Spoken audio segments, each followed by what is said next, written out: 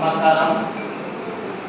Fee reimbursement బకాయిలు అమలుపైన YCP నాయకులు చేస్తూ ఉన్నటువంటి ఆందోళనలు, ప్రెస్ మీట్లు చూస్తూ ఉంటే దొంగ అని అనడం అనేది ఒక సామెత గుర్తుకొస్తూ ఉంది.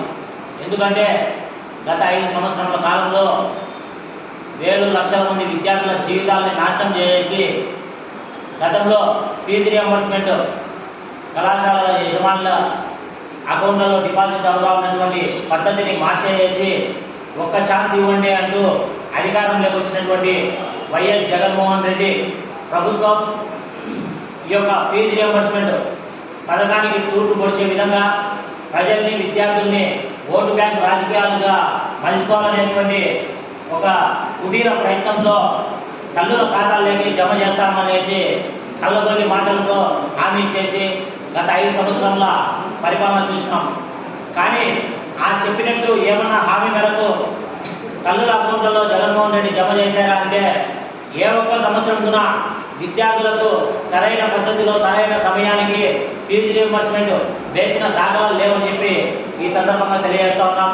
చాలామంది విద్యార్థులు ఈ యొక్క గతంలో ఉన్నటువంటి జగన్మోహన్ రెడ్డి ప్రభుత్వంలో అల్లాడిపోయారు.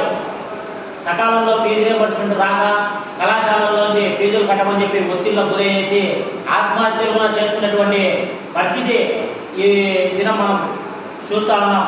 ఎందుకంటే అంత నీచమైనటువంటి పరిపాలన చేయడంతోనే విద్యార్థులైతేనేమి, ప్రజలైతేనేమి, యువత అయితేనేమి ఈ యొక్క జగన్మోహన్ రెడ్డి ప్రభుత్వాన్ని పక్కన పెట్టారు. కేవలం వారి యొక్క ఉనికిని కాపాడుకోవడానికి ఈ యొక్క ఫీజు పోదు అనేసి ఒక నాటకాలు ఆడుతూ విద్యార్థుల్ని మాయమాటలకు గురి చేసి వారి యొక్క ఉనికిని కాపాడుకోవడానికే ఈ యొక్క ఫీజు పోరు అనేసి రేపు ఫిబ్రవరి 5వ తేదీన కలెక్టరేట్ వద్ద ఆందోళనకు శ్రీకారం చుట్టాం. ఆందోళనకు వెళ్తా ఉన్నాం. వేలాది మంది విద్యార్థులతో పోతా ఉన్నామని చెప్పి ప్రకటనలు చేస్తూ ఉన్నారు. అసలు ఫీజు రియంబర్స్మెంట్ పైన విద్యార్థుల పక్షాన మాట్లాడేటందుకు ఈ యొక్క వైసీపీ నాయకులకు కానీ, జగన్మోహన్ రెడ్డికి కానీ ఏ ఒక్కరికి హక్కు లేదని చెప్పేసి ఈ సందర్భంగా తెలియజేస్తా ఉన్నాం.